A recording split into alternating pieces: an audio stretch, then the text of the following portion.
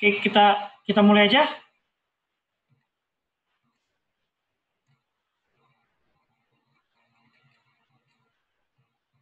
Halo? Yes, ready kalau gue. Yang lain? Yang lain kedengeran kan? Yo, langsung. Oke, selamat sore teman-teman.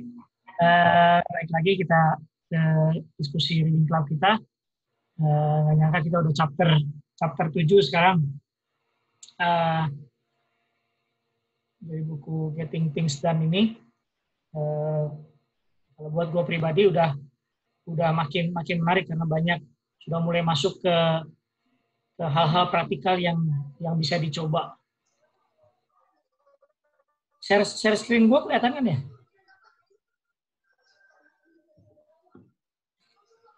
Kelihatan, Rick.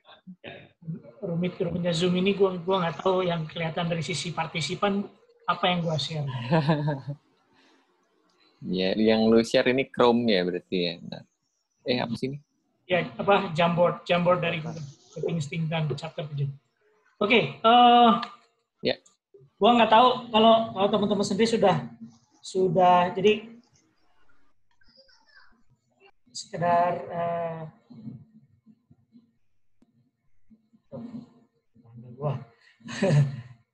reminder. Jadi kan workflow-nya seperti ini dari semua stuff atau things yang kita kumpulin di hidup kita.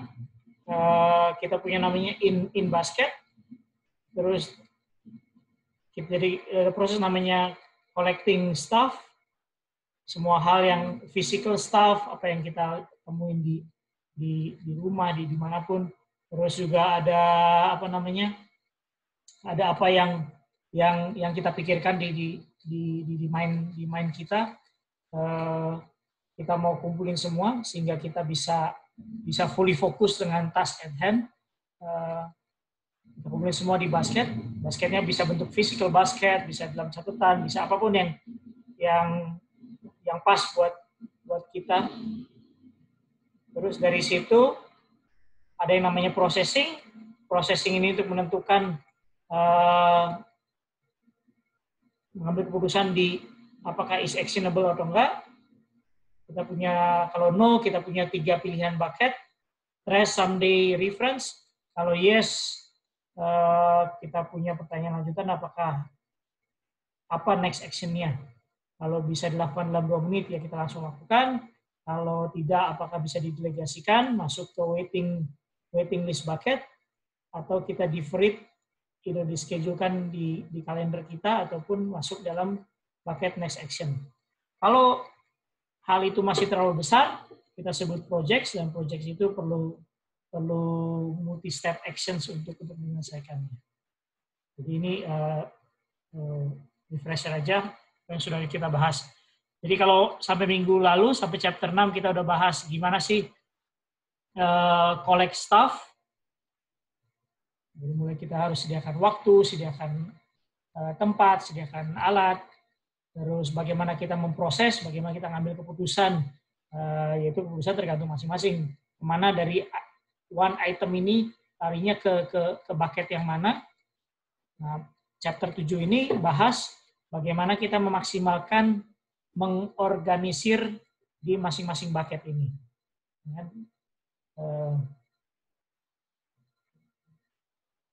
Nah, kalau sejauh ini yang gue coba praktekin, gue coba punya collection bucket, kan? Either itu physical. Kalau physical things, gue ada box di kamar yang kalau memang ada hal-hal physical yang perlu action dari gue. Yang paling simpel lah, misalnya ganti baterai dari center, benerin printer gitu-gitu, itu masuk ke physical bucket. Kalau hasil dari mind sweep, apa yang gue pikirin, yaitu masuknya ke yang gue udah share minggu lalu. Sekarang gue coba collect-nya di kalau ini bucket hanya sekedar catatan, nanti setelah diproses masuk ke Outlook gue. Yang gue coba juga yaitu dimulai setup space artinya ya tempat kerja kita, disiapin kalau memang mau punya physical bucket ya kita cari bucket dalam bentuk apa ya. Kalau gue mau pakai box aja, gimana? Gue udah kasih tahu orang di rumah bahwa semua kalau ada hal-hal yang perlu diperbaiki atau perlu action lah, termasuk yang perlu dibuang tapi nggak bisa langsung dibuang ke sampah ya semua dikumpulin di situ. Time sebentar.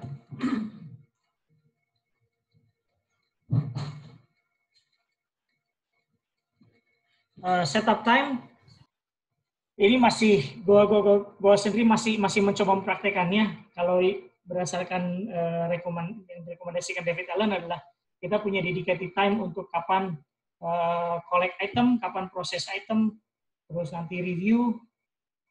Gue coba ngelakuin itu tapi tetap aja masih belum bisa disiplin, dan gue masih terus aja beberapa kali kejebak untuk balik lagi mix antar dari mulai melakukan collection, processing, review sampai do things dalam satu waktu yang sama atau satu waktu yang berurutan. Jadi masih kalau gue sendiri dari praktek gue belum tersistematis, belum disiplin untuk membangun habitnya. Untuk habitnya belum terbentuk. Yang udah gue coba juga setup Outlook. Nah, ini Barli yang sharing gimana sih setup Outlook. Jadi gue coba sebenarnya benar-benar membantu banget. Terus juga gue coba punya project list.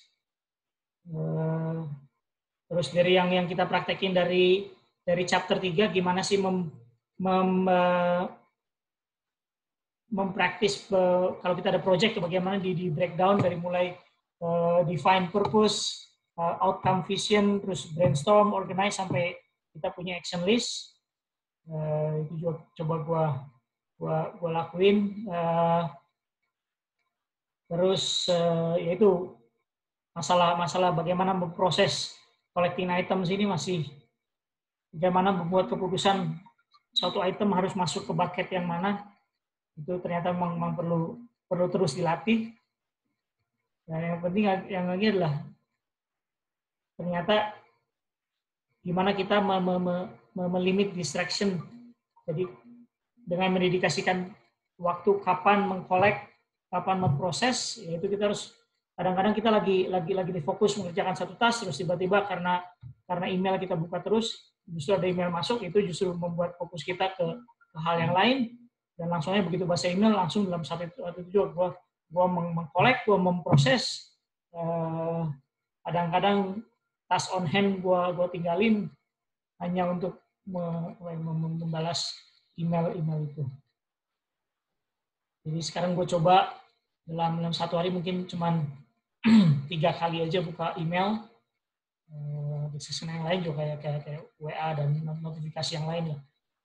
Semua notifikasi yang nggak penting dari browser gitu kan, Facebook lah, kompas.com, semua website yang selalu nawarin kita notifikasi, gue coba gue remove notifikasinya. Itu sih kalau gue share yang gue pribadi coba lakuin dari so far. Kita udah baca dan bahas sampai chapter 6.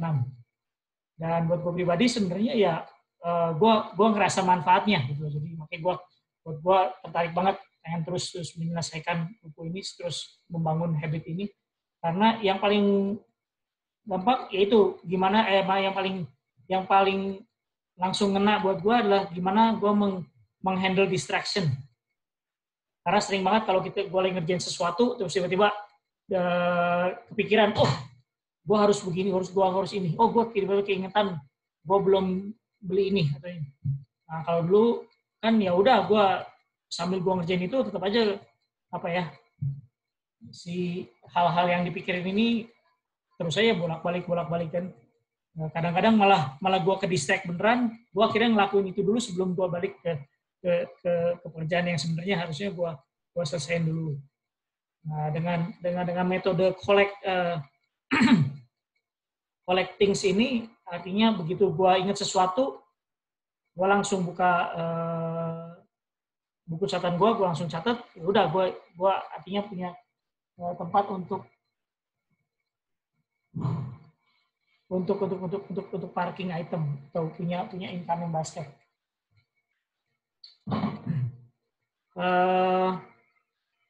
Dan yang penting banget karena gue punya incoming basket, suatu tempat yang gue pakai untuk mencatat sesuatu yang tiba-tiba gue kepikiran.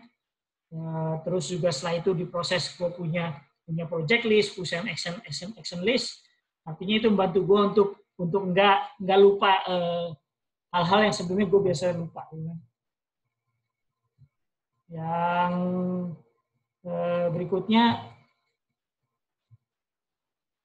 benefit yang lain, artinya gue belajar gimana sih membreakdown dari suatu project yang sebelumnya nggak, istilahnya ya masih dalam bentuk project aja, karena selalu apa ya, masih di pikiran tanpa di breakdown sampai level action item yang bikin project itu dari start atau project itu bergulir. Dan yang gue paling suka dengan adanya clear action list, gue mungkin orangnya suka kayak model checklist gitu ya. Jadi tahu, kebayang, oh berapa banyak yang harus dikerjain, berapa banyak, terus bandingin dengan waktu atau resource yang gue punya, dan artinya ada setiap saat ada yang meng-guide gue harus ngapain saat itu, dan kepuasan tersendiri kalau bisa complete satu item itu di list itu, oh artinya list gue satu item lebih sedikit atau berkurang satu item itu ada kepuasan tersendiri, dan akhirnya itu yang memotivate. Oke, begitu kelar satu, gue tahu nextnya gue pilih dari action list itu apa yang harus dilakukan berikutnya. Itu aja sih, gue jadi prosesnya jadi apa ya, fun juga buat gue. Nah, nggak tahu kalau teman-teman sendiri yang sudah hampir 7 minggu ini mempelajari ini gimana, ada yang sudah dicoba atau ada pengalaman tersendiri. Silakan kalau ada yang mau share.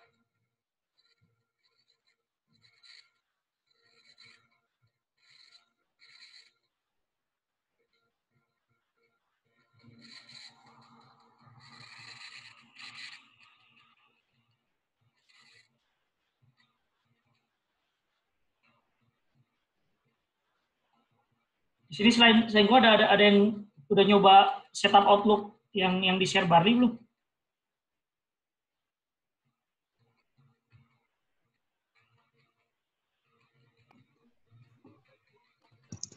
Kemarin udah coba setup Outlook tapi nggak bisa connect nggak bisa connect ke Gmail. Kayak masalah, nggak tahu masalah settingnya apa gitu. Oh iya, kalau itu nggak ngerti. Rasa pakai ini nyoba nyari-nyari yang alternatif lainnya pakai apa ya? Thunderbird, pakai Thunderbird ya coba. Kemarin Trello udah coba dulu yang disaranin Kurniadi. Oh, ya udah dicoba sih. Ya lumayan cukup membantu ya, maksudnya bisa yang mengklasifikasi tugas gitu ya, task gitu ya. Kemudian juga kita bisa misalnya buat list pekerjaan-pekerjaan yang belum dikerjakan. Itu Trello, ya walaupun Trello masih itu, versi. lu pakai buat gimana?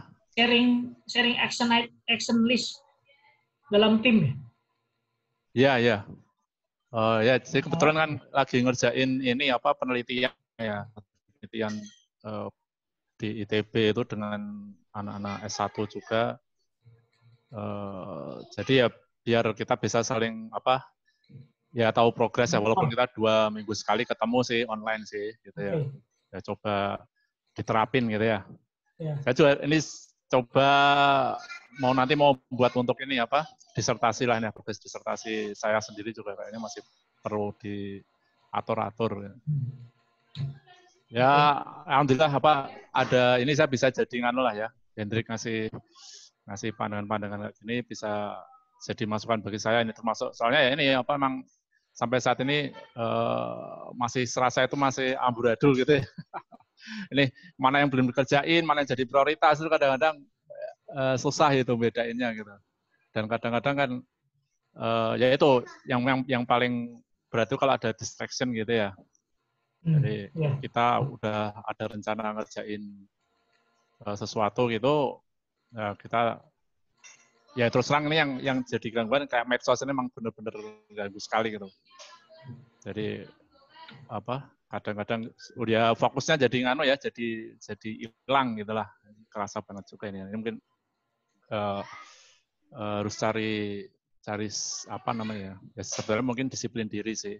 Jadi kalau sudah menghadapin laptop ini kadang-kadang ya masih tergoda karena saya kan ngerjainnya pakai 2 layar nih. Kadang-kadang sebelah sini ada buka WhatsApp gitu ya, WhatsApp kemudian sama YouTube juga gitu. Nah, ini. Jadi tergoda. Kadang-kadang ya YouTube itu dengerin acara-acara gitu. Kalau musik tak pikir mungkin bagus lah gitu ya. Kadang musik kan kalau musik-musik yang bisa untuk belajar gitu ya. Tapi saya seringnya malah dengerinnya kayak ILC gitu ya sambil ngerjain gitu. Tapi ternyata malah fokusnya jadi dengerin ILC ramai ini. Itu mungkin yang jadi permasalahan. Dan memang itu tadi kita harus bisa untuk melupakan sesuatu yang nggak penting atau apa itu yang mungkin harus terus diasah ini saya. Ya gitu. Nah, gue sendiri suka sih sebenarnya ngerjain sesuatu sambil nonton YouTube. Kadang-kadang berhasil, kadang-kadang nggak. Maksudnya berhasil dalam artinya, ya itu tergantung dari kalau gue lihat, action item yang harus gue lakuin sesuatu yang yang pekerjaan yang mungkin nggak perlu banyak creative thinking gitu kan, misalkan itu nggak terlalu jadi kayak misalkan bikin report yang gue tinggal copy paste dari source yang berbeda yang gue udah rutin ngelakuinnya. Jadi gue kalau yang kayak gitu gue ngerasa kalau multitasking dengan gue mendengarkan atau ya kayak orang nonton TV gitu, kayak nonton YouTube, kayak nonton ALC itulah kan. Kadang-kadang bisa, tapi begitu, nah itu kadang-kadang kita sendiri yang tahu seberapa jauh kita bisa multitasking gitu kan. Karena yang nyebelinnya juga hal-hal kayak gitu, kita pengen gitu, kita mau dengerin itu. Apalagi sekarang banyak webinar gitu kan. Podcast itu cuma makan waktu kan. Gua harus spend sejam, gua nggak punya waktu sejam karena gua harus kerjain ini. Yaitu gue cobanya menggunakan waktu sejam itu untuk melakukan dua task. Yang satu kayak YouTube itu gue hanya perlu mendengarkan, yang lain gue hanya perlu banyak copy paste, gue bikin report itu kadang-kadang karena udah rutin dilakuin, nggak perlu banyak creative thinking, jadi ada distraction gitu juga masih bisa lah. Memang kadang-kadang kalau gue coba gitu, yang gue baru sadar kalau misalkan yang satu nggak maju-maju, yang gue kerjain nggak maju-maju, yang gue dengerin juga gue nggak nangkep apa yang gue dengerin. Nah itu baru merasa bahwa kayaknya nggak jalan nih multitaskingnya.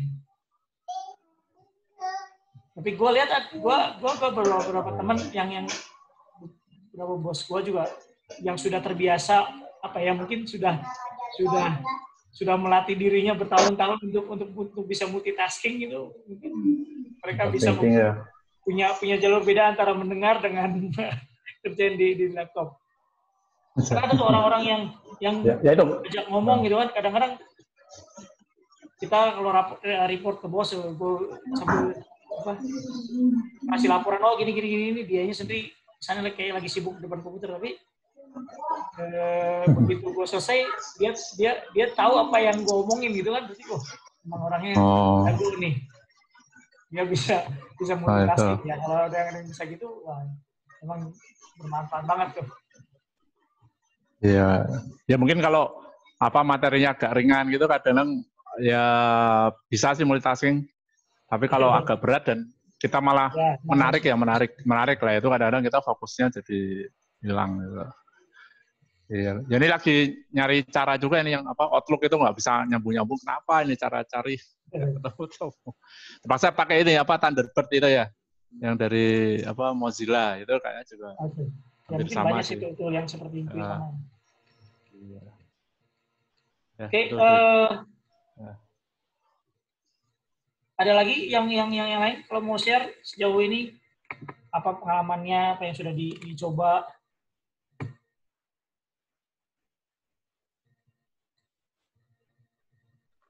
Gue udah coba, Drik, apa namanya yang dari Barley itu buat dipakai buat gabungin task dengan meeting appointment ya itu kayaknya apa bermanfaat deh ininya apa namanya.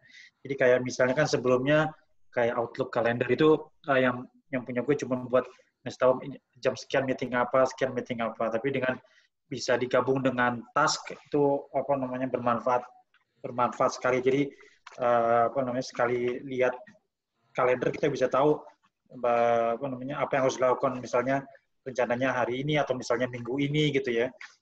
Itu bisa kelihatan. Kemudian juga dengan ada kategori warna-warna gitu, jadi bisa ketahuan oh misalnya kayak misalnya berhubungan dengan learning, misalnya gambar warna kuning gitu kan, atau misalnya yang harus bayar itu warna merah. Jadi kalendernya jadi lebih atraktif gitu, jadi lebih menarik buat dilihat. Ya emang bermanfaat. Makasih banget Barley sharingnya. Sama-sama Andre. Ya. Oke. Oke. Kita masuk ke chapter 7. Di chapter 7 ya bahas 8 bucket ini kan. Kalau trash mah jelas lah, udah itu artinya sudah kita trash berarti nggak ada hal yang perlu lebih lanjut.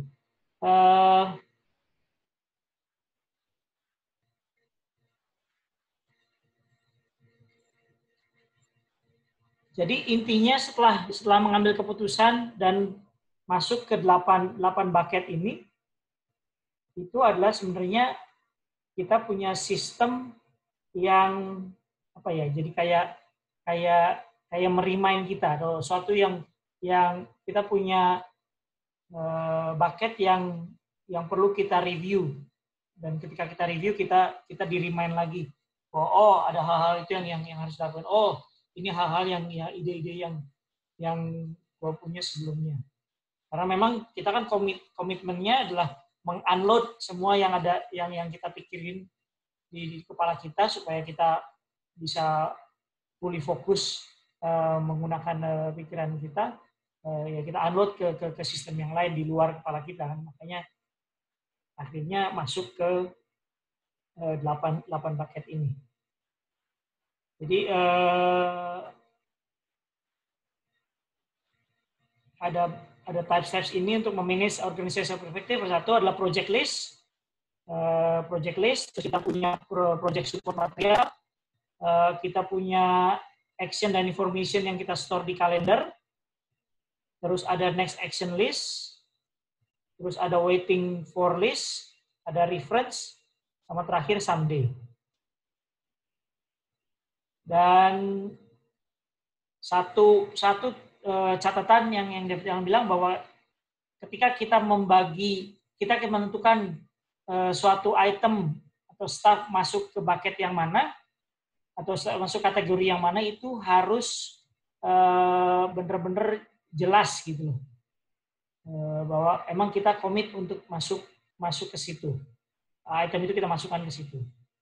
Yang pertama masalah, karena itu akan menentukan bagaimana setelah kita organize ini, bagaimana kita mengambil action sehubungan dengan kategori itu. Jadi yang dia bilang awal adalah misalkan sesuatu yang di kalender, ketika kita sudah set item itu di kalender, apakah itu di waktu yang tertentu ataukah di hari tertentu, artinya kita komit bahwa kita akan melakukan aksi itu, kita akan menyelesaikan task itu pada saat yang sudah kita tentukan di awal. Jadi kalau misalkan meeting udah jelas lah ya, kita sudah set up meeting dengan orang atau appointment dengan orang, ya kita harus ketemu pada saat itu gitu kan.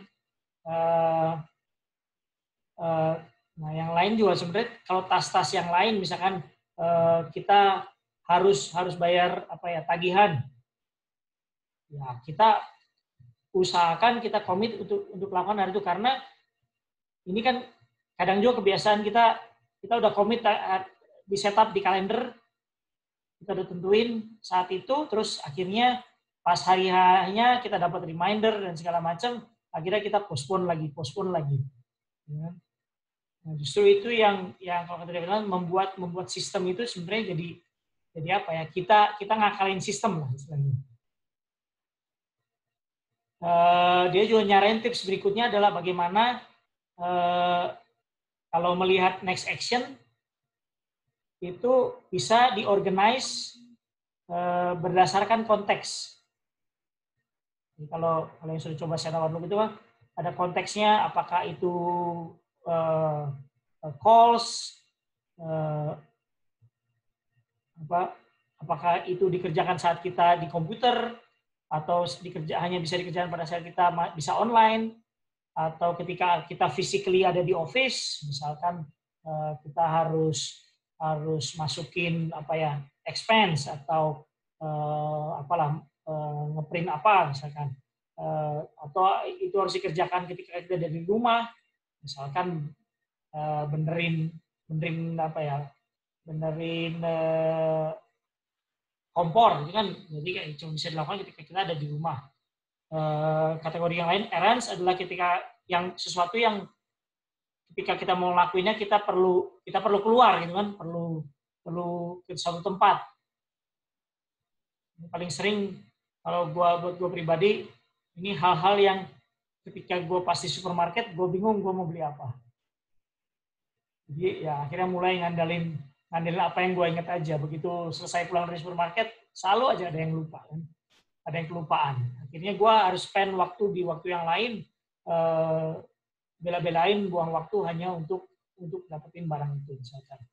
Atau ya bisa yang gue udah beberapa minggu yang istri gue selalu ingetin gue adalah buat bikin gandain kunci. Nah, setiap kali gue keluar, besoknya langsung keluar, gue ngelewatin tukang gandain kunci, selalu lupa kan. Ingatnya begitu di rumah, gue ingat, gue lupa lagi. Dengan ada sistem ini, dan menariknya kalau sistem ini dikategorikan berdasarkan konteks, kita gampang banget, kita tahu banget, kita konteksnya, sekarang gue di depan komputer nih, apa aja sih yang harus gue lakuin dengan komputer, ya? Gue ada di supermarket nih. Apa aja yang harus gue lakuin ketika gue di supermarket? Nah, itu karena sudah kita dari awal udah kita masukin ke kategori yang berbeda. Dan tips yang paling penting dia bilang adalah kita harus trust sistem yang kita setup ini. Kalau kita punya action list, ya kita harus trust bahwa semuanya yang perlu kita lakuin sudah tercatat di reminder sistem kita, gitu kan. Jadi kita benar-benar bisa membebasin pikiran kita bahwa ya semua udah suatu, kapan gue perlu, gue tahu gimana gue harus nge-review dan kapan gue bakal di-remind. Jadi nggak lagi ngandalin pikiran kita untuk menyimpan hal-hal yang harus kita ingat.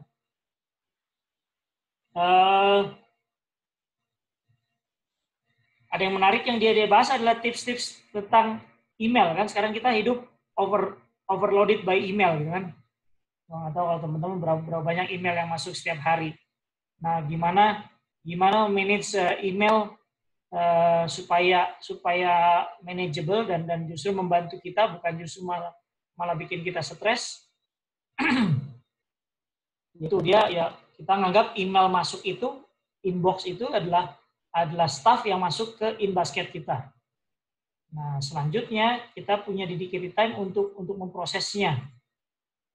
Tadi lagi, kalau gue so far setelah belajar ini, sebelumnya gue senang banget email itu selalu kebuka. Jadi gue nggak mau ketika orang lain email gue tuh gue ada sesuatu yang barangkali ada follow up yang nyangkut di gue sehingga dia nggak bisa progres. Apalagi kalau urusan gue sama tim gue ada decision yang harus dibuat dan segala macam nyangkut gue. Nah, gue selama ini selalu buka, jadi setiap kali email masuk selalu gue proses. Tapi ternyata itu justru malah distraction buat gue. Karena datangnya email kita nggak tahu kapan datangnya email dan waktu yang pas buat kita apa enggak. Jadi kalau buat tim gue udah bilang gue cuma buka email 3 kali sehari, ketika pagi hari, siang sebelum lunch, sama sebelum gue pulang lah istilahnya, gue office hour selesai. Nah kalau misalnya ya emang harus dikasih tahu juga dengan yang lain bahwa kalau emang ada sesuatu yang urgent banget dan yang memang lu punya justifikasi untuk mengganggu gue, ya lu kontak gue lewat Skype atau lu telepon aja gitu. Kalau memang itu penting banget dan memang harus gue respon atau gue harus sesuatu yang harus gue lakuin pada saat itu juga. Nah, ketika waktunya membuka email, ya kita bisa nerapin proses workflow ini kan, dari setiap email diproses dari yang paling atas. Tujuannya adalah gimana kita bisa memproses inbox kita sampai seluruh item di inbox itu sudah diputuskan atau sudah dipindahkan atau nggak lagi cuma stay di inbox. Kalau memang kita menggunakan inbox itu untuk sebagai hanya in basket atau incoming basket. Nah, dari email yang masuk itu dia bilang tinggal masalah seberapa banyak sih yang bisa kita delete. Sudah kita baca, kita nggak perlu simpan, hanya sekedar informasi, ya kita bisa delete gitu kan. Nggak perlu kita kalau memang tidak ada value-nya untuk disimpan. Atau email itu penting kita mau simpan tapi kita nggak perlu melakukan aksi apa-apa. Jadi kita masukin itu, kita treat sebagai reference kan. Jadi kita punya folder-folder yang tempat men-store. Jadi kita store di sana, kita treat fungsinya cuman kalau misalnya suatu saat diperluin, kita tahu, kita bisa nemuin lagi email itu di mana. Terus ada nggak email-email yang bisa kita respon dalam 2 menit? Karena kadang-kadang ada cuma email cuma bilang, oh ini lu setuju nggak gitu, lu approve atau enggak, atau ternyata ada lu bisa nggak ngelakuin ini. Ada juga email-email yang ternyata ditujuin kita tapi kita bukan orang yang tepat. Jadi ya gampang aja. Action-nya adalah kita forward ke orang yang tepat. Jadi tinggal masalah apakah kita perlu monitor itu atau memang tugas kita cuma memforward ke orang lain kan. Jadi bukan delegate lagi, kita cuma ngoperin ke orang lain. Jadi kita nggak perlu monitor atau masukin ke waiting list kita, waiting for list kita. Dan yang lain, kalau memang ternyata perlu waktu untuk memfollow up email itu, ya berarti masuk ke reminders folder. Jadi kalau yang disaring David Allen sendiri, gue sendiri baru nyoba nih minggu ini.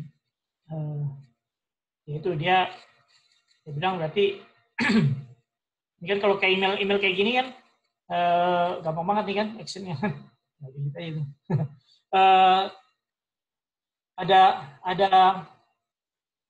ada reminder folder ya action. Kalau gue buat kategorinya berdasarkan action, learning atau sesuatu yang gue waiting for.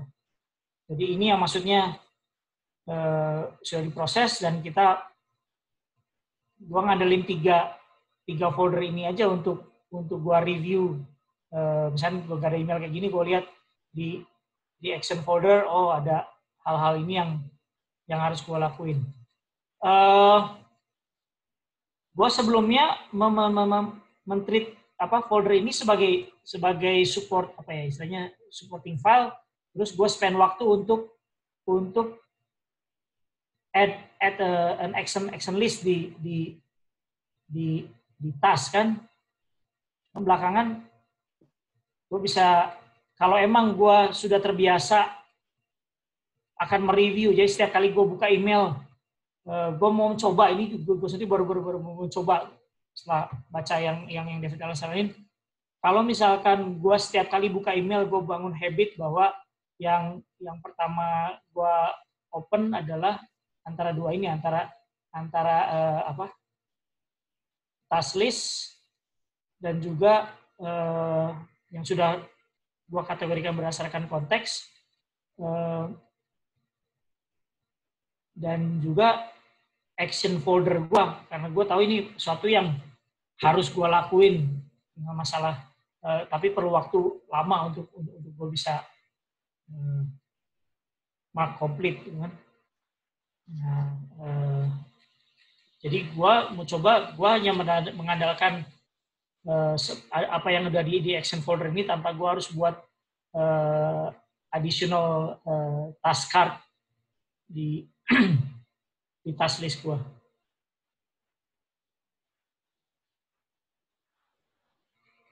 Alan Rick, Ya. sebenarnya kalau misalkan kita kan oke lah kita di komputer gitu, tapi kalau misalkan kita lagi away dari komputer, kita sebenarnya perlu punya tempat juga sih untuk nyatet sih, menurut gue sih.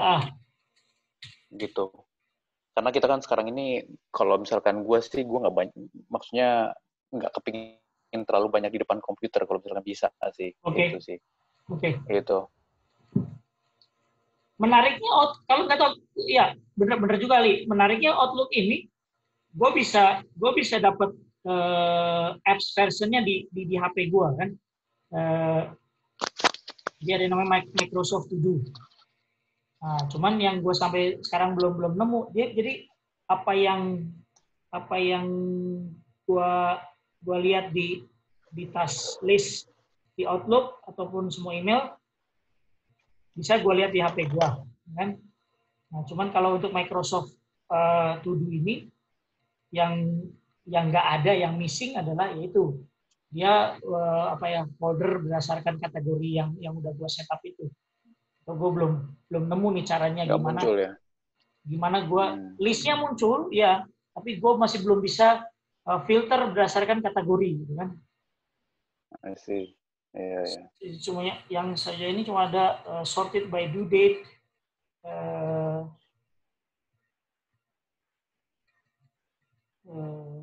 ya gue belum nemu aja nih di order task. Ya, tapi ya benar juga sih. Nah, kalau ya kayak sistem ini kembali lagi emang harus kita coba masing-masing gitu ya, dan apa yang pas buat masing-masing pribadi. Kayak minggu kemarin kita bahas, ada juga yang sistemnya pakai kayak Kanban board kan ya. Jadi masih physical, masih pakai post-it lah. Post-it itu bisa kita pindahkan. Jadi kita punya board khusus untuk incoming staff, punya next action, punya someday project. Yaitu kalau emang orang comfortable dengan itu dan itu lebih praktis, orang bisa pakai itu juga. Oke. Ada yang menarik dari David Allen ini adalah dibilang sekarang banyak kan orang bilang target namanya zero inbox. Pengen yaitu gue bingung cerita gue kalau gue pribadi, karena udah jadi habit, rada nggak nyaman juga kalau gue balik kantor masih ada suatu item yang nyangkut di inbox. Tapi jebakannya kadang-kadang karena cuma pengen ngarepin zero inbox, akhirnya pindahin ke folder yang lain. Ujung-ujungnya jadi ini, kita masuk ke jebakan cuma mindahin email itu ke folder yang lain, padahal berarti sebenarnya masalahnya masih ada, maksudnya item-item yang harus di take action masih ada gitu kan. Nah, dia saranin bahwa ya itu kembali lagi kita harus trust sistem yang kita build,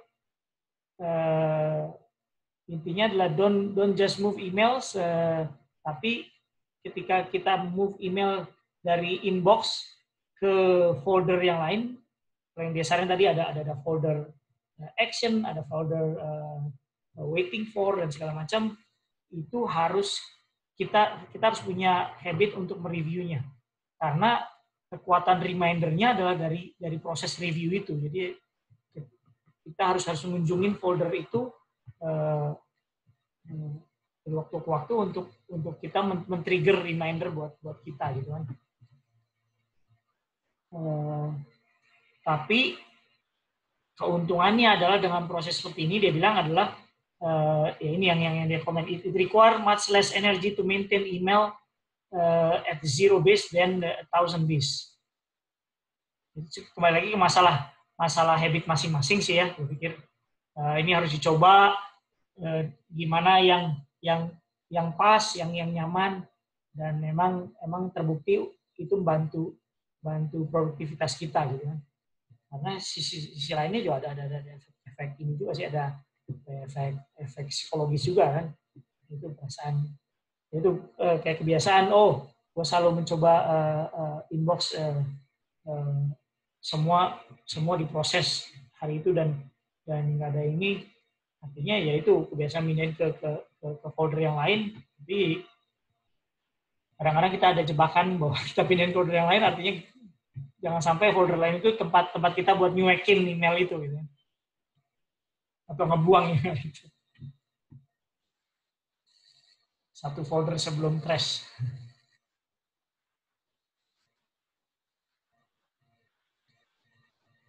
Oke, ini jadi itu beberapa tips yang David Allen bahas di chapter 7 ini tentang folder kalender, gimana sih dealing dengan kalender, next action, maksudnya apa kalau itu dalam lagi email, waiting for ya tinggal sama juga kan. Waiting for adalah sesuatu yang kembali lagi kita menunggu, kita bisa melakukan aksi dari sisi kita kalau kita sudah dapat hasil dari orang lain atau kita mendelegasikannya. Nah, berarti kan tinggal kita memfollow up-nya seperti apa, tergantung item itu apa dan organisasi atau siapa yang kita delegasikan. Yang dia bahas berikutnya adalah tentang jadi tiga bucket di bagian bawah ini. Terus yang berikutnya dia bahas adalah tentang projects. Nah, projects juga dari yang gue coba sekarang menarik sebenarnya. Ternyata kalau semua yang ide atau hal-hal yang harus kita lakuin, apakah itu jangka pendek sampai atau jangka panjang, masuk ada di project list kita. Itu feeling punya, kita bisa melihat apa aja yang mau kita lakuin itu sangat bikin perasaan yang sangat comfort banget kalau yang gua rasain sekarang. Nah, tujuannya project ini ya memberikan, kembali lagi intinya adalah merimain kita kan bahwa ini loh ada hal-hal ini yang pengen gua lakuin atau yang harus gua lakuin. Nah, dan itu kembali lagi kalau kita menggunakan project list ini, kita review regularly. Sarannya adalah kita bisa do weekly review. Ini komen dia kan, the real value of project list lies in the complete review it can provide, allowing you to ensure that you have an action steps defined of all your projects and nothing slipping through the cracks. Jadi kadang-kadang kan kita punya ide di kepala kita simpen aja di kepala kita, terus kita ujung-ujungnya lupa gitu kan kalau kita mau ngelakuin itu. Bagusnya project begitu kita punya ide atau kita dapat inspirasi atau ada sesuatu project yang memang harus kita kerjakan, misalnya dalam urusan pekerjaan kan, datang ke kita, ya kita masukin project list. Dari project list itu the next step adalah bagaimana membreakdown itu yang dibahas di chapter 3 kan.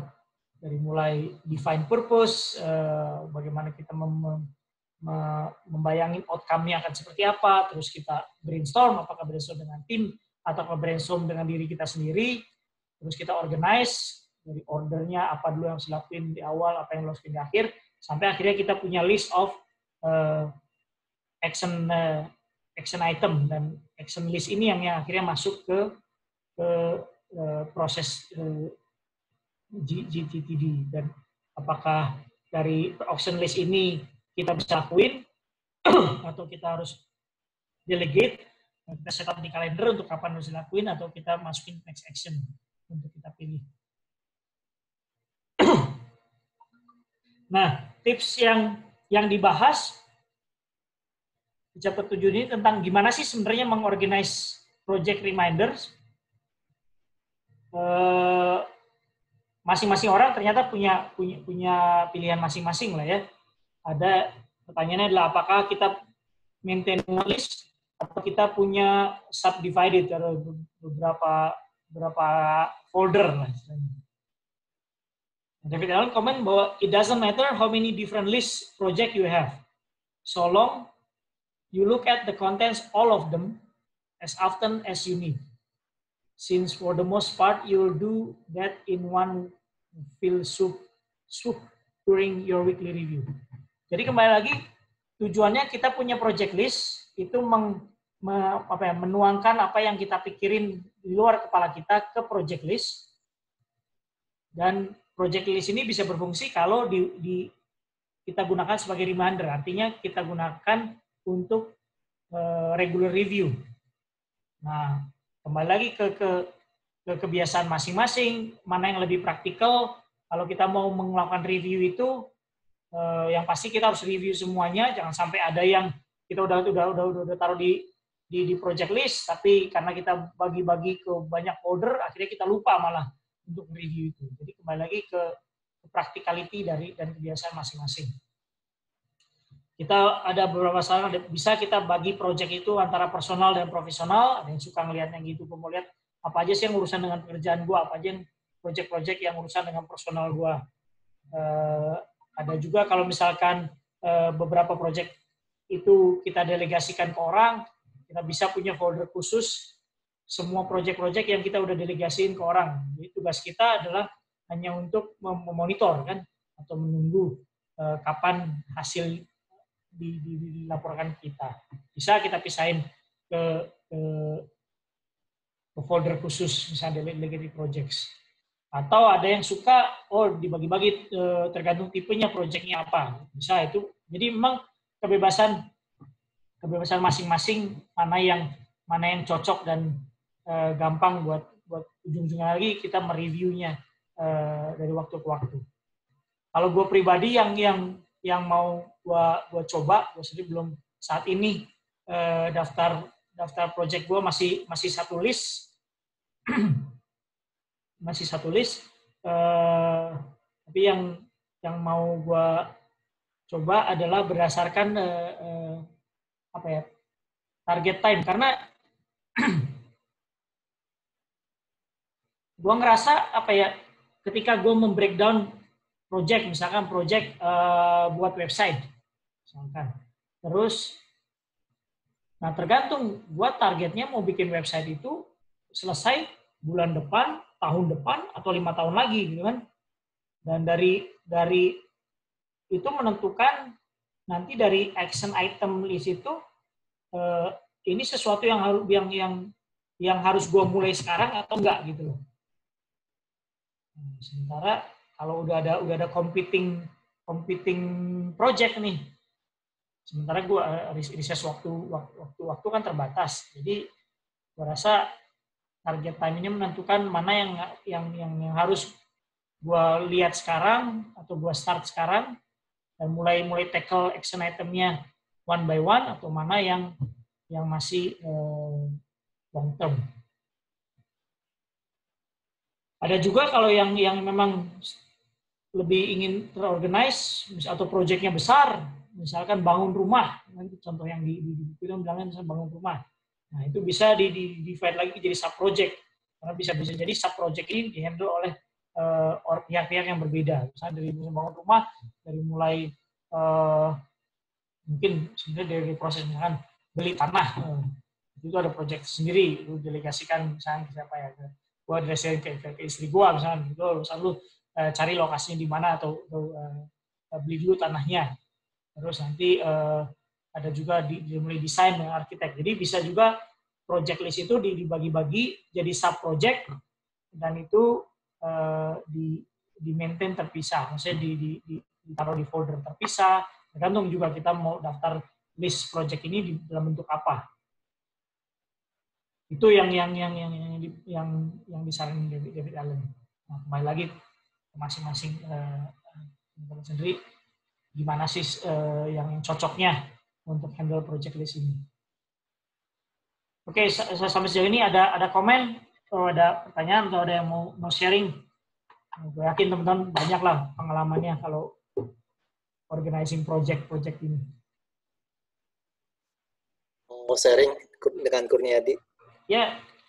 Ini sharing bukan kebiasaan saya ya. Jadi sharing dari mantan bos yang saya bilang cukup sukses ya, di umur 30 tahun sudah jadi direktur utama satu grup perusahaan. Dia sharing salah satu habit yang dia kerjakan rutin adalah membawa satu notes book kecil, murahan, dan pulpen yang dia bisa taruh di kantong baju. Jadi padahal dia bos di perusahaan IT, cuman cara dia mengorganize pekerjaan dia cukup dengan buku notes kecil ditaruh di kantong baju dan pulpen. Dia bagi task list dia menjadi 3 simple task aja grupnya. Jadi grup pertama adalah yang harus segera dikerjakan, ASAP gitu ya, as soon as possible. Grup kedua mungkin di kertas di lembar yang berbeda ya. Itu dia masukkan yang harus dikerjakan pekan ini. Kemudian task grup lain yang bisa dikerjakan nanti belakangan gitu. Jadi dia kelompokkan secara simpel aja dalam 3 grup itu. Memang karena rutinitas tiap hari dibawa dan tiap hari diupdate, jadi mungkin efektif juga ya cara seperti itu. Dibandingkan mungkin kalau kita pakai aplikasi, coba-coba segala macam aplikasi, malah jadinya tidak terlalu terupdate listnya. Ada yang di Excel, ada yang di Outlook, ada yang di mana gitu. Itu mungkin sharing itu aja ya, salah satu cara yang mungkin kita coba juga untuk secara efektif mendisiplinkan untuk melis apa yang harus kita kerjakan dengan modal murah.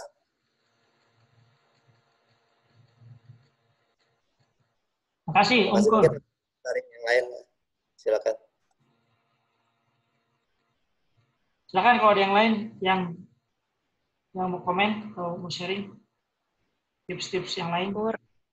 Kur itu mungkin dia udah selesai nyatet-nyatet gitu, terus buku notes kecilnya kasih ke sekretarisnya kali ya.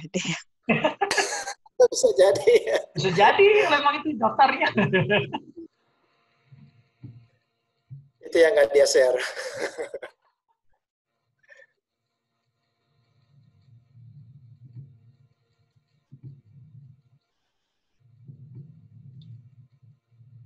Kalau yang lain, ini project ini juga kan ini satu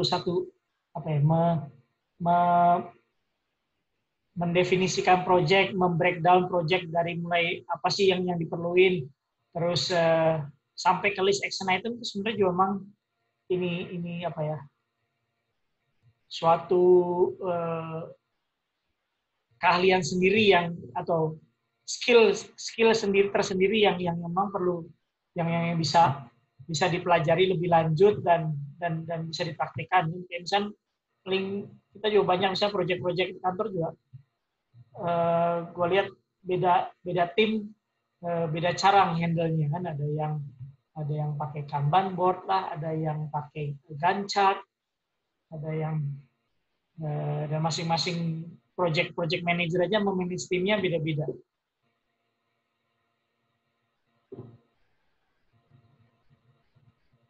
Nah, di sini kan banyak nih, ada yang bisa di-share nggak sih? Gimana sih sebenarnya mendrive project?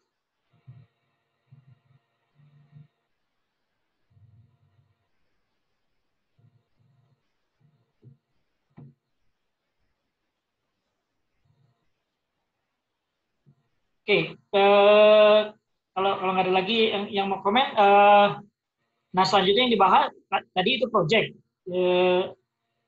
Bagian dari project reminder juga ada juga yang namanya project support material kan ya. Yang David Allen tekankan adalah ini bukan list of harus hati-hati bahwa project support material itu bukan kenapa dia bilang itu bukan action list, next action list, bukan project list, tapi dia adalah resource untuk mensupport your action and thinking about your project. Jadi memang fungsinya bukan sebagai reminder, bukan sesuatu yang kita review untuk merimain kita, tapi sesuatu yang kita gunakan untuk mensupport yaitu next action. Kalau misalnya kita harus melakukan sesuatu, tapi untuk melakukan itu kita perlu apa ya? Perlu reference, perlu dokumen lah, perlu sesuatu yang kita gunakan sebagai referensi. Yaitu sebenarnya intinya adalah itu akan dipakai untuk mensupport action kita atau ketika kita memikirkan project kita. Tapi kuncinya adalah bagaimana kita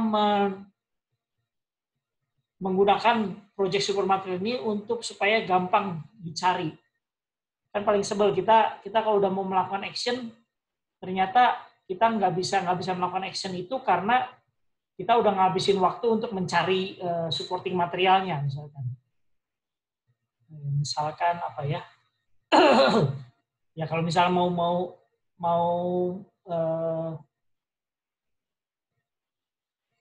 bikin report lah, misalkan report, ternyata data-data yang kita perluinnya kita sendiri harus cari-cari dulu. Berarti action pertama yang dilakukan adalah membuat data atau mencari data. Nah itu yang tidak diharapkan, justru malah mengurangi work efficiency kita. Nah hal-hal seperti ini yang bisa dimasukkan di dalam folder atau kategori project support material. Atau bisa juga yang menarik adalah bisa juga sebagai parking lot future project, sesuatu project yang mungkin kita tahu bahwa kita nggak bisa mulai saat ini atau minggu depan atau masih tahun depan. Itu sesuatu yang kita dapat idenya ketika kita lihat TV atau ngobrol sama teman, kita dapat idenya. Tapi kita tahu bahwa kita baru bisa ngelakuin itu 5 tahun ke depan. Nah, jadi sementara ini adalah semua informasi yang kita terima, atau misalkan kita mau lihat pameran mobil, dapat brosur, terus kita ini, gue pengen nih mobil karavan, tapi gue cuma bakal beli mobil karavan ini kalau gue udah pensiun. Misalkan. Nah, ini bisa kita taruh informasinya, kita taruh ke project support materials. Dan bentuknya ya bisa macam-macam ini yang dibahas, bisa kita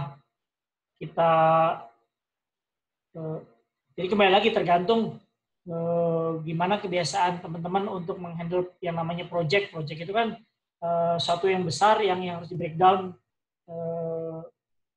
komponen-komponennya sampai action itemnya. Nah itu kalau misalnya kita nyimpennya ada yang nyimpen digitally, kita create dedicated folder untuk project itu, atau kita nyimpennya sebagai paper-based files, yaitu orang bisa attach notes, atau kita semua email yang berhubungan dengan project itu kita kumpulin di folder tertentu. Nah, tergantung, intinya adalah bagaimana itu bisa mensupport kita melakukan action ataupun ketika kita mereview project, semua informasi yang kita perlukan itu gampang dicari. Itu yang dimaksud dengan project support material.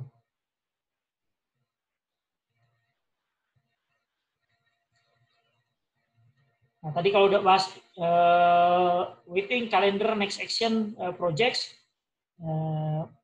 berikutnya dua yang terakhir adalah di bucket reference dan someday.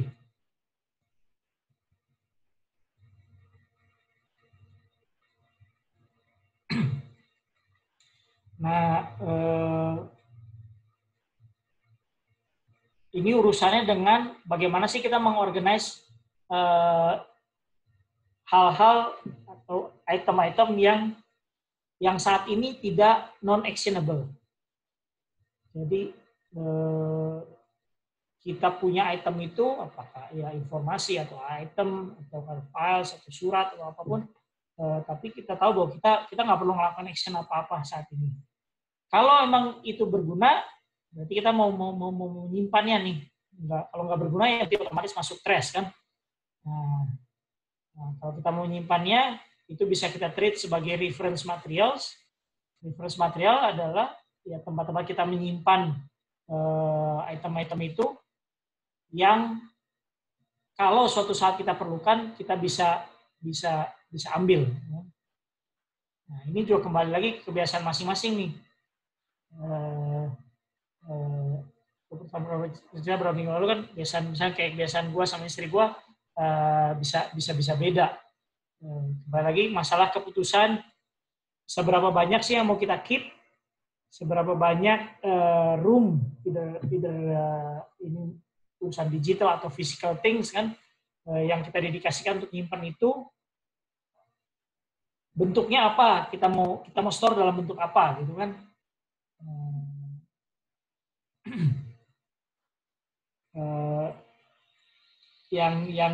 Yang gue kadang-kadang susah menentukan, misalnya kalau gue dari istri gue misalnya hal-hal yang item yang memorable lah ya, memorabilia istilahnya, sesuatu yang itulah barang-barang anak-anak gue waktu masih kecil gitu kan, selalu jadi perdebatan tuh, perlu disimpan atau enggak. Lagi masalah membahas berapa banyak nih dari semua barang ini yang mau disimpan. Terus kalau mau disimpan tempatnya di mana? Atau bisa enggak yang disimpan jangan bendanya, kita ambil foto aja, kita simpan fotonya di komputer. Yang penting kan ingat bahwa dulu punya item seperti ini. Atau apakah emang harus bendanya yang disimpan dan di mana nyimpennya?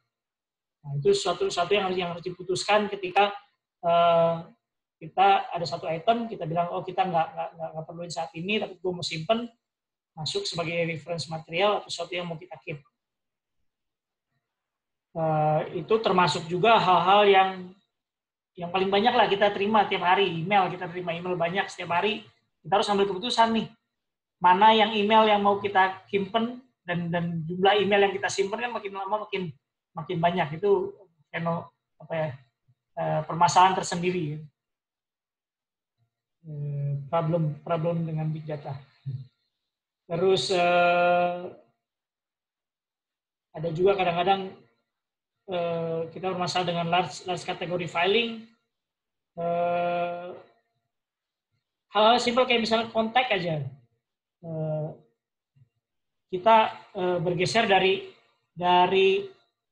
cara kita menyimpan konteks. Dulu mungkin kita masih ingat semua dicatetin di notebook. Sekarang kita banyak nyimpan di HP kita atau itu kan perlu manajemen tersendiri. Atau reference material, ada yang suka nyimpenin buku secara physical book, ada yang digital book.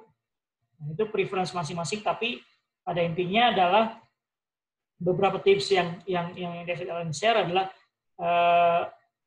kalau kita mau mengarah produktivitas, dia ingetin bahwa your filing system should be simple, library of data easily retrievable, dan kita nggak pakai itu sebagai reminder for actions.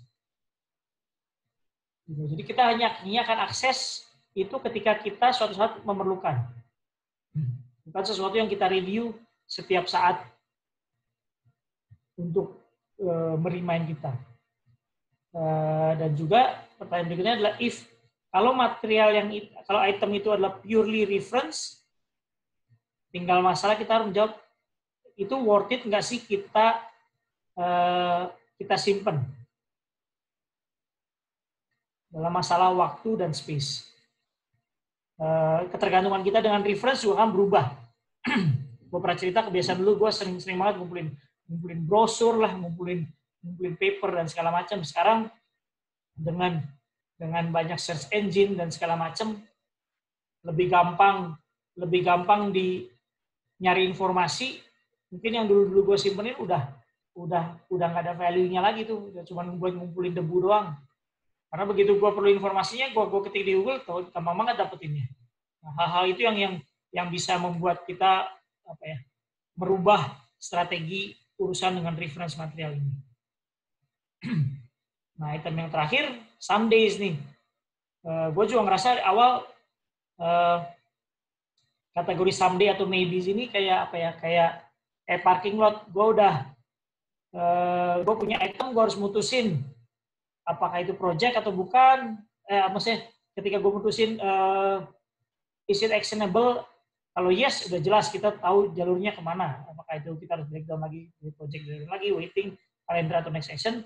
Nah, kalau ternyata it's not actionable saat itu, jawabannya no. Kalau gue bingung, udahlah, gue nggak yakin kalau gue mau trace apa enggak, gue parkir dulu sementara di someday kan. Nanti artinya suatu saat gue baru putusin. Itu yang gue rasa di awal. Tapi kalau David bilang adalah someday are not throwaway items.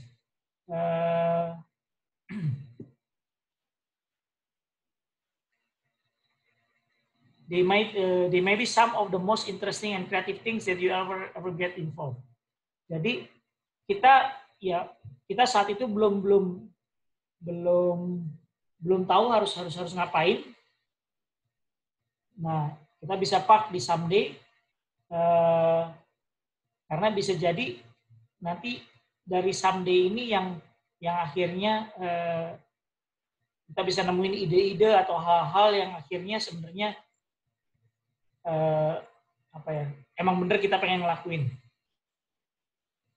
Nah, saran David Allen, hal yang someday ini adalah satu, bisa kita pikirin apa sih hal-hal kreatif yang mungkin dari dulu waktu kecil, waktu sekolah pengen ngelakuin tapi belum sempat dilakuin. Nah, itu bisa diparkir sementara di someday item ini.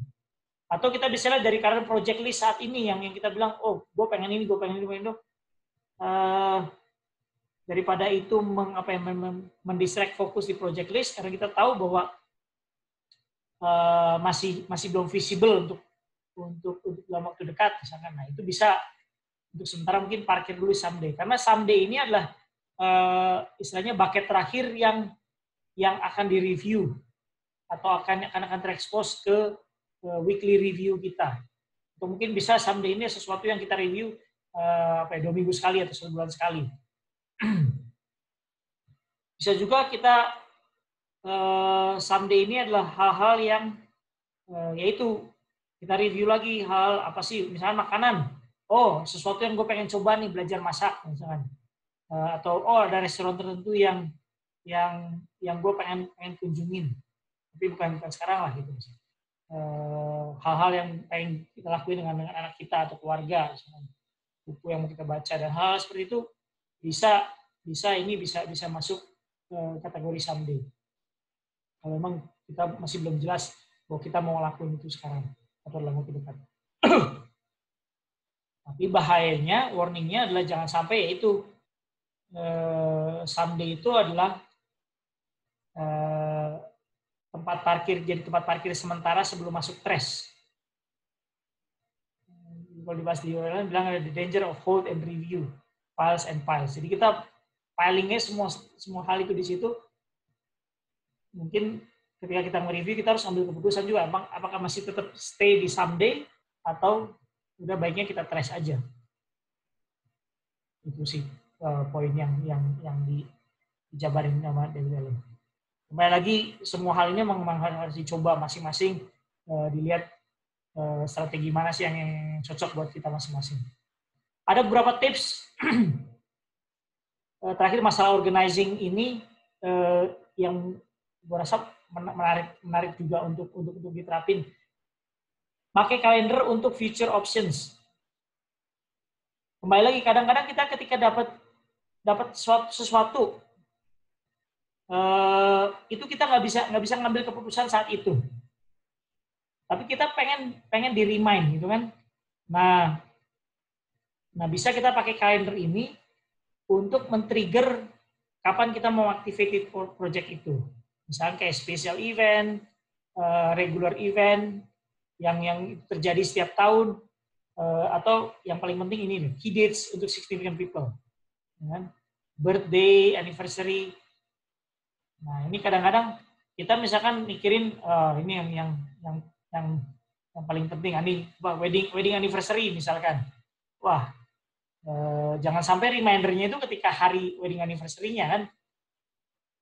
Kita mau melakukan apa ya, small project, harus nyiapin apalah plan mau ngapain buat celebrate wedding anniversary. Nah itu mungkin kita harus pasang reminder di kalender 1 bulan sebelumnya, daripada udah setahun sebelumnya kita ingetnya sekarang, tapi nggak ada gunanya masuk project list sekarang.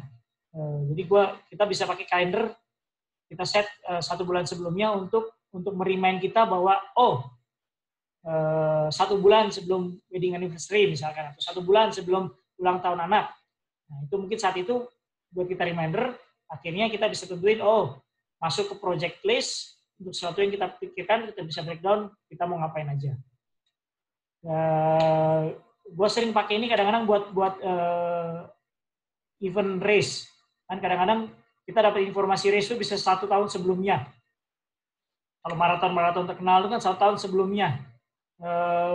Atau kalau Ironman race itu kita baru selesai Ironman race yang misalkan Ironman Malaysia, kita baru selesai, begitu finish line udah langsung ditawarin kamu ikut join nggak tahun depan.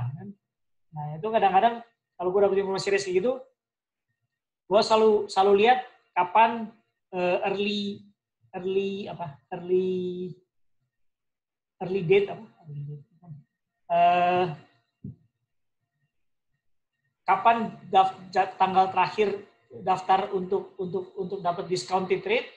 Nah itu gue set di kalender tuh, bahwa gue seminggu sebelum itu gue harus di-remind bahwa ada race tanggal sekian, gue harus mutusin gue mau join apa enggak. Nah, daripada gue pikirin sekarang, Early bird registration. Aduh itu. Ya gitu-gitu, yang gitu. Akhirnya gue set di kalender untuk gue ingetin, kayak misalkan ada race bulan November, gue masih belum tahu gue mau ikut atau enggak, atau gue bisa keputusan sekarang, ya gue kasih reminder tanggal 1 Agustus, ada reminder pop-up bahwa harus ambil keputusan nih untuk race ini mau join atau enggak, atau mau. Nah itu bisa kita setup kalender untuk merimain kita.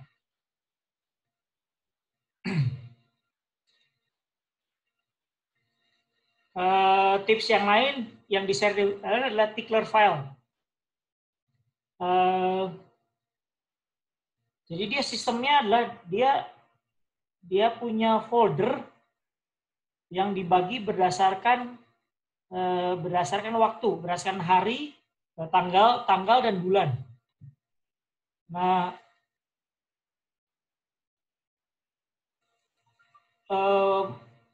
manfaatnya dengan tickler file ini adalah dia bisa nyimpen physical paper kan. Jadi mungkin kalau dari pengalaman dia banyak traveling untuk coaching perusahaan, untuk seminar dan segala macam. Semua hal-hal yang berurusan dengan tiket dan segala macam dia bisa simpen, dan dia membuat sistem itu bahwa dia naruh item-item itu untuk meng-remind dia di hari dan tanggal tertentu. Jadi misalnya kalau dia udah dapat tiket, mungkin ini kan buku tahun 90-an, mungkin zaman dulu belum digital dan segala macam, dia bisa simpan tuh. Kalau dia mau terbangnya tanggal 10 misalkan, dia bisa simpan di tanggal 10 tiketnya. Sesuatu yang dia pakai untuk merimain pada saat hari itu. Tapi dia bilang in order the system to work, you must update it every day. Jadi emang sesuatu yang kita harus cek setiap hari, because if you forgot to empty the daily life, then you won't trust the system to handle the important data. Jadi memang ini hanya tickler file adalah sesuatu yang mentikel kita, merimain kita pada hari itu. Ya, ini juga sesuatu yang memang ada teman-teman punya aplikasi yang memang kira-kira spesifik bisa handle ini bisa dicoba. Ada juga yang namanya creative reminders. Gua sendiri belum terlalu ngerti ini apa yang maksudnya dia, tapi memang kadang-kadang kita spesifik dengan apa ya, hal-hal yang jelas di depan mata kita, tapi sebenarnya di balik itu ada apa ya, ada goal yang mau kita achieve gitu. Goal in life kan, kalau ini misalnya urusan karir, urusan ya service, family, relationship, community, health. Nah, yang dia maksud adalah ketika ini dengan kita punya kadang-kadang kita perlu waktu untuk diri kita sendiri untuk merimain diri kita apa sih yang mau kita achieve gitu kan. Apa achievement in life yang mau kita capai.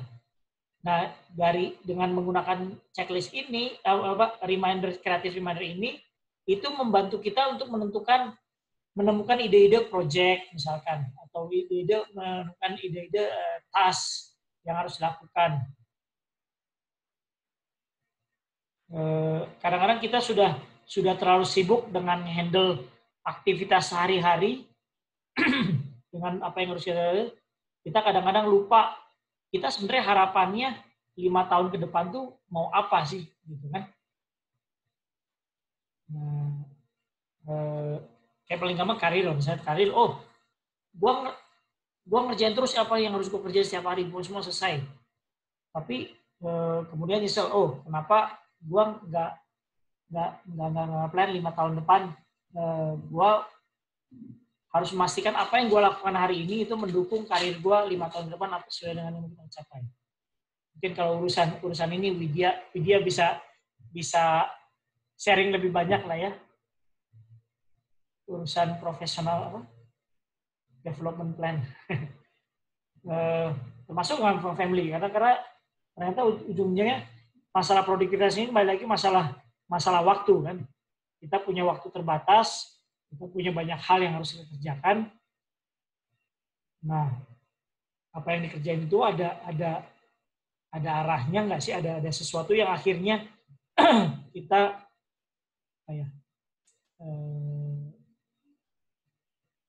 nggak nyesel di kemudian hari gitu kan Bang. Ini kalau ini bagian ini gue sendiri masih coba baca ulang beberapa kali. Apa sih maksudnya ini? Tapi itu yang sejauh ini gue tangkap. Atau kalau teman-teman yang lain punya pemahaman sendiri nggak, terutama di chapter ini, creative reminders.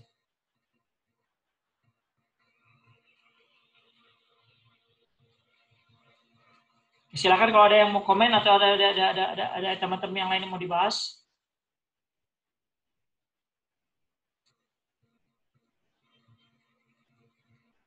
Baik lagi, chapter 7 ini ya kembali lagi bahas apa sih tips-tips yang bisa dilakuin di masing-masing bucket ini. Bagaimana kita harus menghandle item-item di kalender, di next action. Itu kayak tadi misalnya next action ini bagi hal next action ini sesuai konteks itu membantu banget. Jadi ketika gue lagi di jalan, gue lihat reminder semua item yang bisa gue lakuin di jalan apa, atau misalnya di subway apa, atau hal-hal yang bisa gue lakuin ketika gue lagi di rumah apa. Terus gimana kita handling project, kembali lagi masing-masing bisa dicoba strategi masing-masing gimana mengorganize project list dan bikin efektif untuk di-review, dan berikutnya ke reference dan hal-hal yang masuk ke someday. Oke, silakan kalau ada yang mau komen atau mau di-share.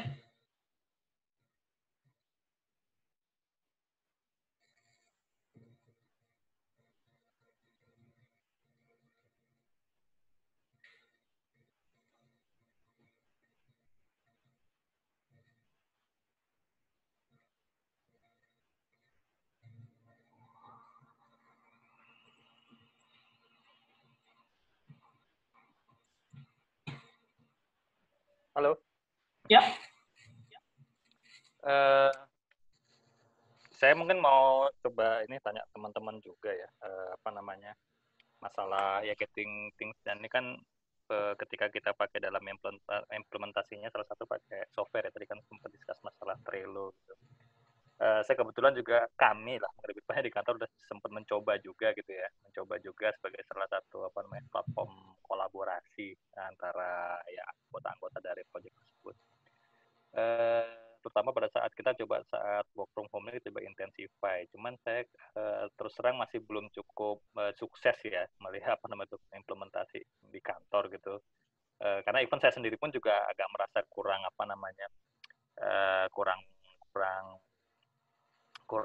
pas juga. Jadi akhirnya banyak hal sifatnya kita lebih banyak kolaborasinya lagi ke WhatsApp group juga. Mungkin dari teman-teman ada yang punya pengalaman gitu loh, yang misalnya pernah pakai aplikasi yang similar seperti itu, caranya kira-kira gimana ya untuk bisa lebih membuat itu lebih bermanfaat gitu ya, atau lebih tepat dipakai lah gitu loh, terutama di lingkungan kerja kita. Ya mungkin teman-teman ada yang punya pengalaman mungkin bisa cerita gitu sih kalau dari saya. Coba gua coba perjelas dulu, Win. Jadi targetnya apa nih? Lu butuh suatu alat untuk apa nih? Untuk orang bisa punya visualisasi.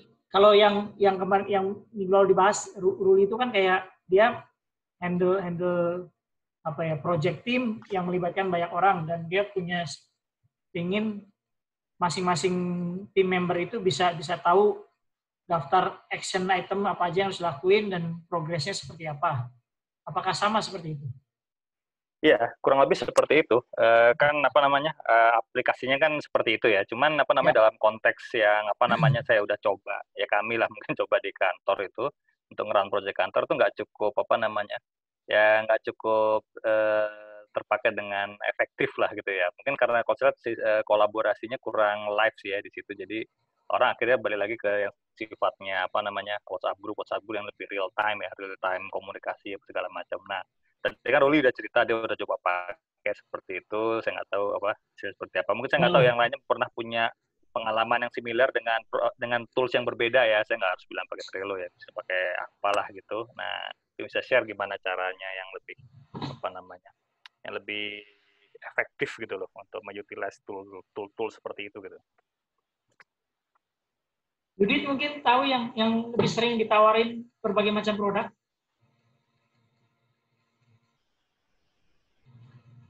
Jadi Monday.com. Gua itu mah iklan doang lewat. Karena cuma lu aja yang selalu dapat iklan begituan itu.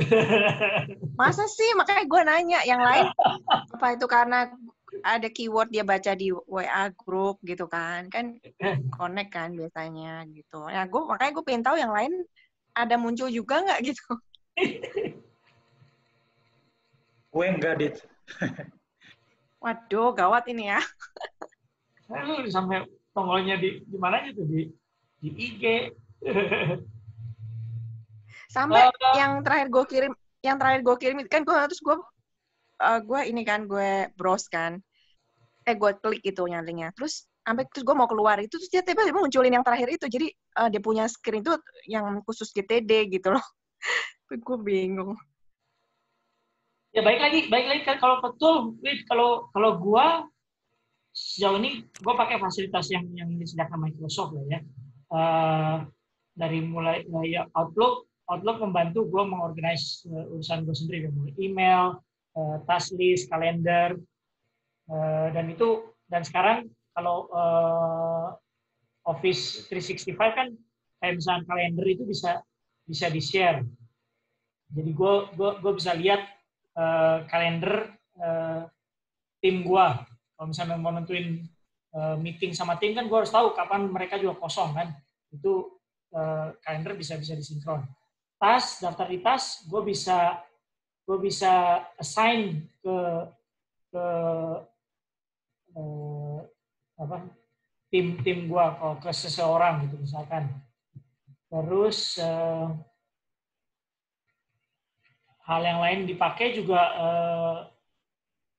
karena mungkin kalau ini lebih spesifik karena gue proyeknya di digital product Microsoft itu ada yang namanya VSTS. VSTS itu sama aja kayak Kanban board lah istilahnya. Itu koleksi dari mulai kalau misalnya sebuah produk requirement-nya apa, dari requirement di breakdown lagi menjadi komponen yang diperlukan apa, dari komponen ada task-nya apa, itu di Microsoft VSTS itu bisa kayak Kanban board lah. Kita Kanban board itu kan kayak dulu kalau Kanban board di manufacturing itu kan masih kayak post-it itulah yang bisa dipindah-pindah dari mulai incoming, terus mungkin harus dicek dulu, terus harus dikerjain, dites dan segala macam.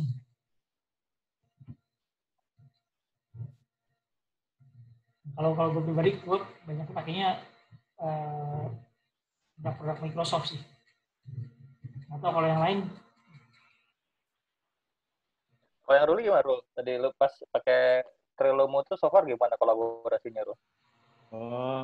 Ya kalau saya lihat sebenarnya mungkin Trello itu hanya kayak kalau bagi saya ya kalau saya lihat itu mungkin hanya sekedar apa ya kayak kalau kita punya papan tulis lah gitu ya, papan tulis di ruangan yang kita sering ketemu atau di markas besar kita gitu. Jadi kita ini apa namanya kerjaan gitu ya lah ya gitu ya ngingetin terus gitu. Tapi emang kalau untuk kadang-kadang ya kalau untuk ngingetin ya tetap kita lewat WA juga, maksudnya ngingetin ini kerjaannya kok nggak di-download atau gimana, tetap lewat WA juga.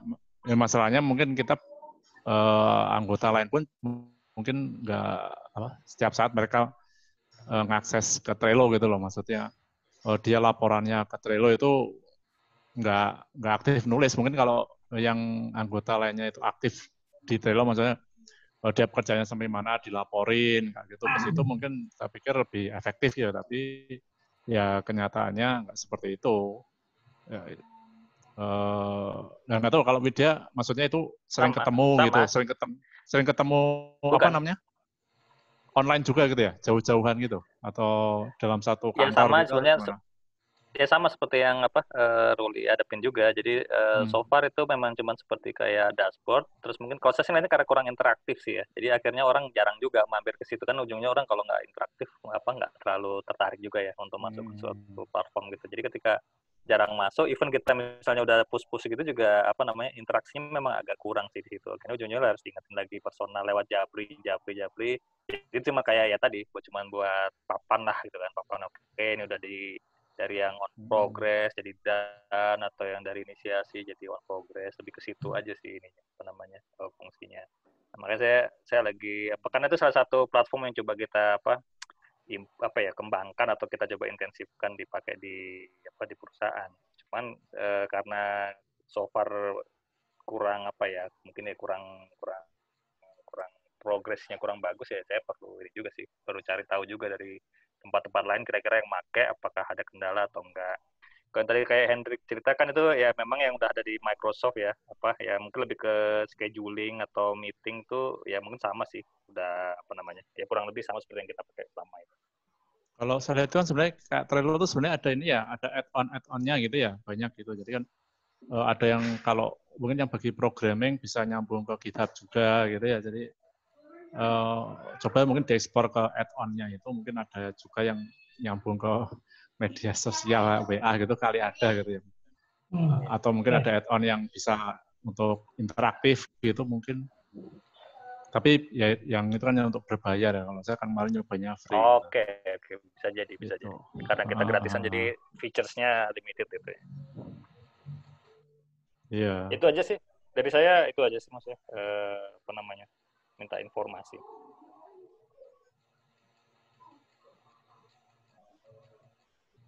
Kurniadi barangkali ada komen.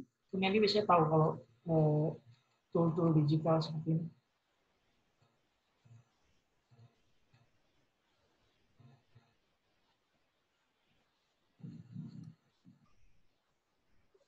Sorry tadi agak ada suara lain pas pertanyaannya apa basicnya, sorry. Ini kok apa namanya? tool-tool untuk ya itu untuk manage tim, terus manage produktivitas,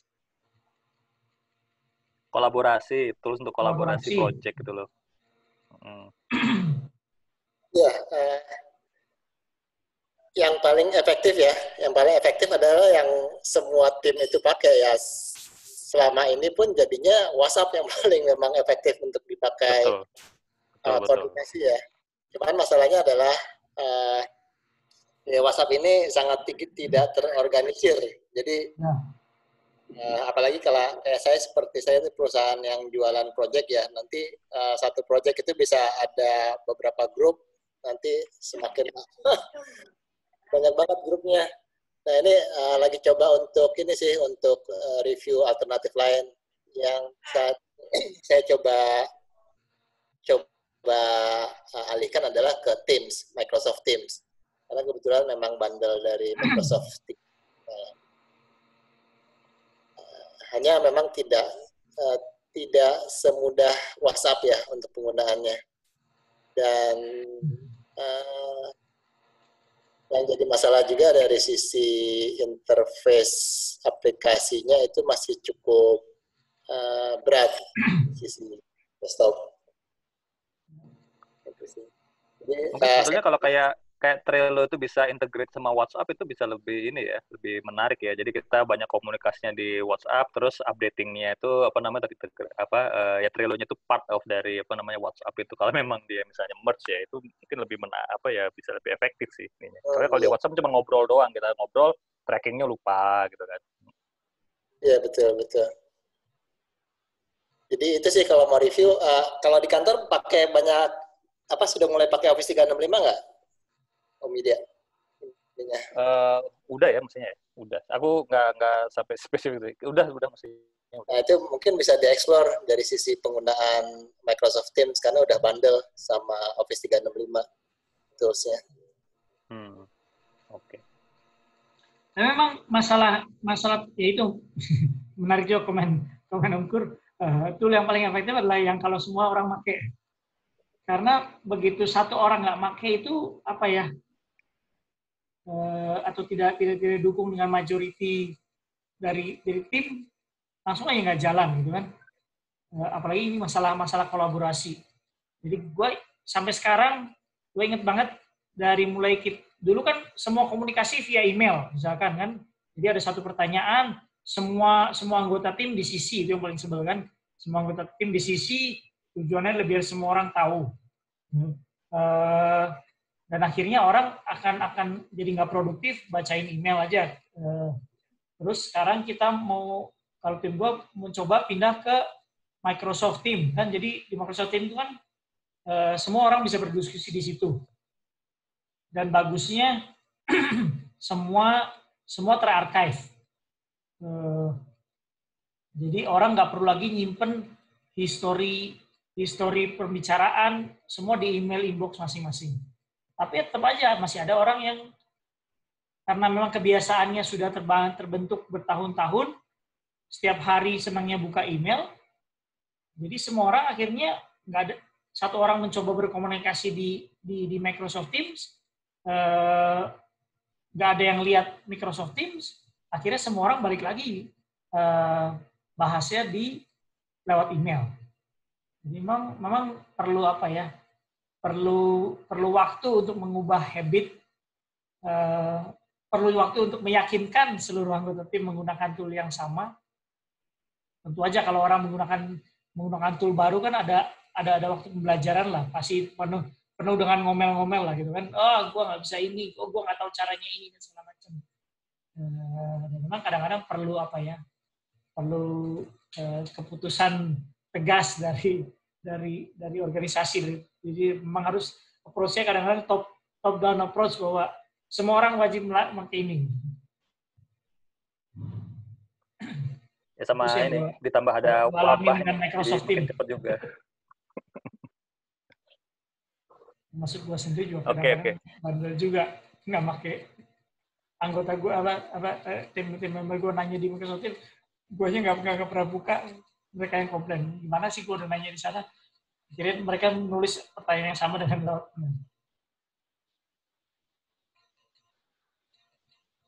Oke, dari gue cukup, Hendrik. Makasih banyak. Oke, makasih. Feedback dari teman-teman.